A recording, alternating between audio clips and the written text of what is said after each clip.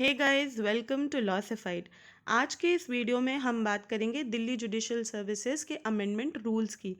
तो इन रूल्स का क्या मतलब है, नोटिफिकेशन कब तक आएगा, एग्ज़ाम कैसे होगा, जो तैयारी कर रहे हैं कैंडिडेट्स डीजेएस की उनको अपनी प्रिपरेशन में क्या क्या चेंजेस करने हैं, सिलेबस क्या है, एलिजिबिलिटी क्राइटेरिया में क्या चेंज आया है, ये सब जानने के लिए इस वीडियो को अंत तक देखें।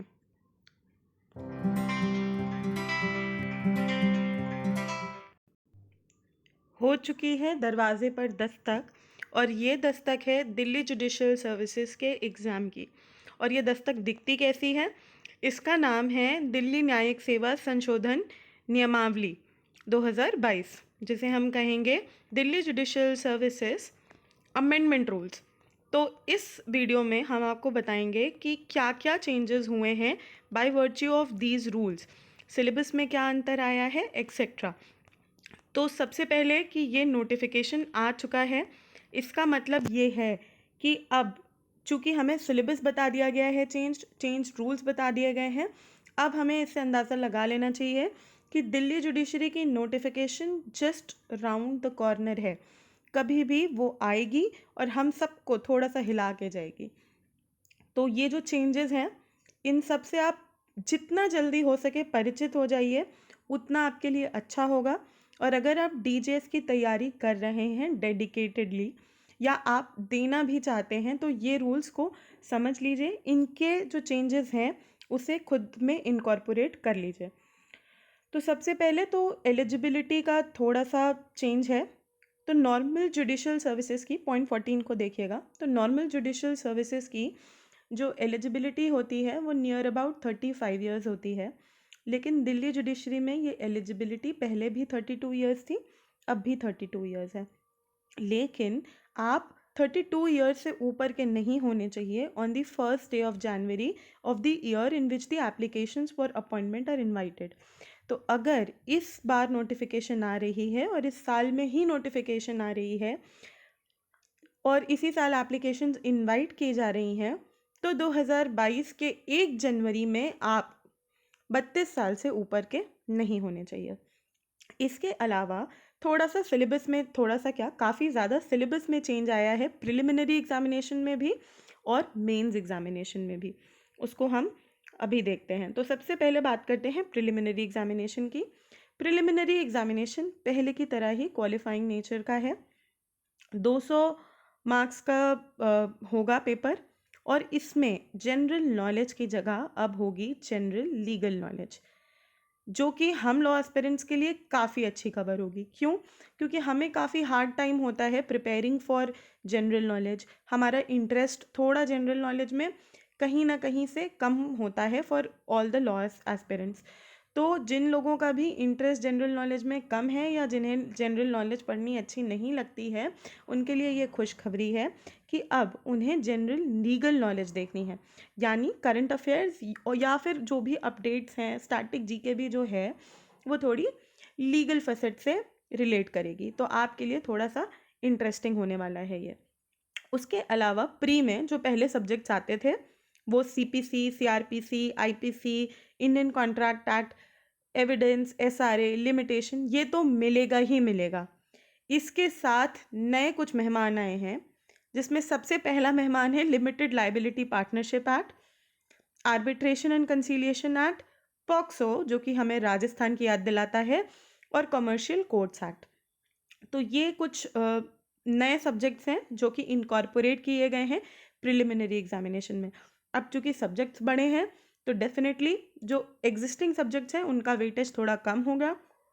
जीके का हमने देखा कि चूंकि वो करंट लीगल है, तो उसका भी थोड़ा सा वेटेज कम होके ये लॉ पोर्शन में जाने की उम्मीद है।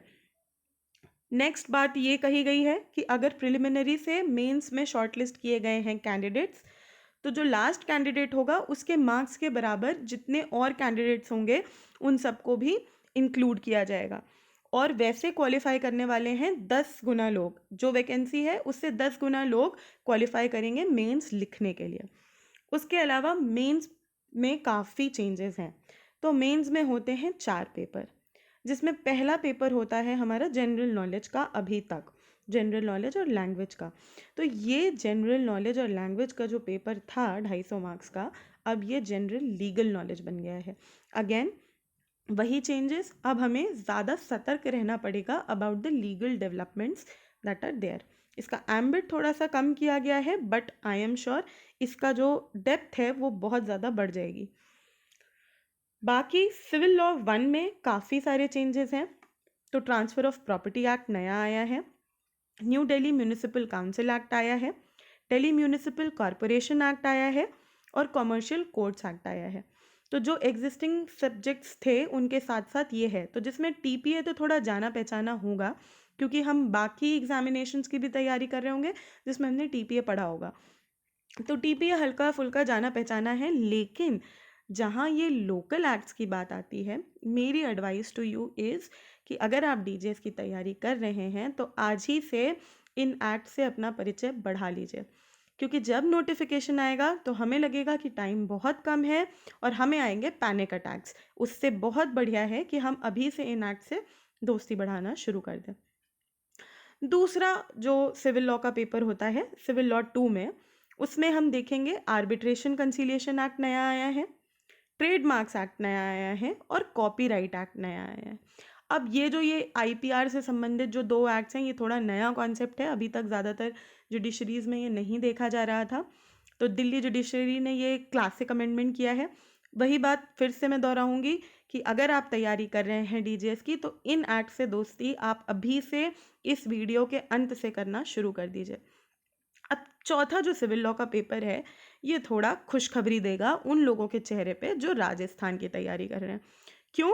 क्योंकि इसमें जो एडिशंस हुए हैं वो है आपका domestic violence act, negotiable instrument act, sexual harassment of women at work place act और जुवेनाइल जस्टिस एक्ट। तो ये सब एक्ट्स उन लोगों के काफ़ी जान पहचान में होंगे जो राजस्थान की तैयारी कर रहे हैं।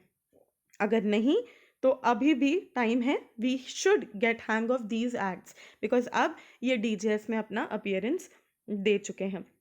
वाइवा वोस के लिए 150 मार्क्स का जो होता है, उसके लिए 3 गुना बच्चे, 3 गुना candidates will be short listed.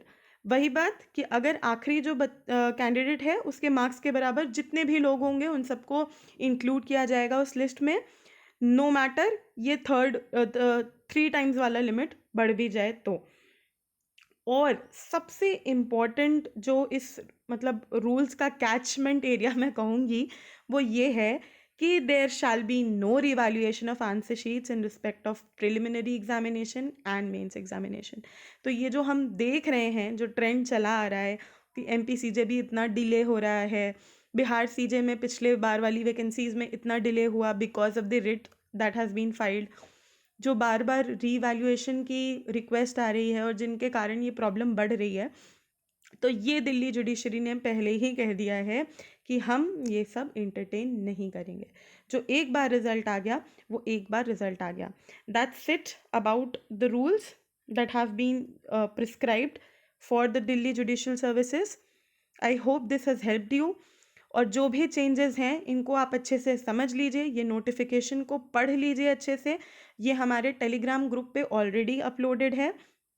इस वीडियो के बाद मैं तुरंत वापस से एक बार उसको अपलोड कर दूंगी।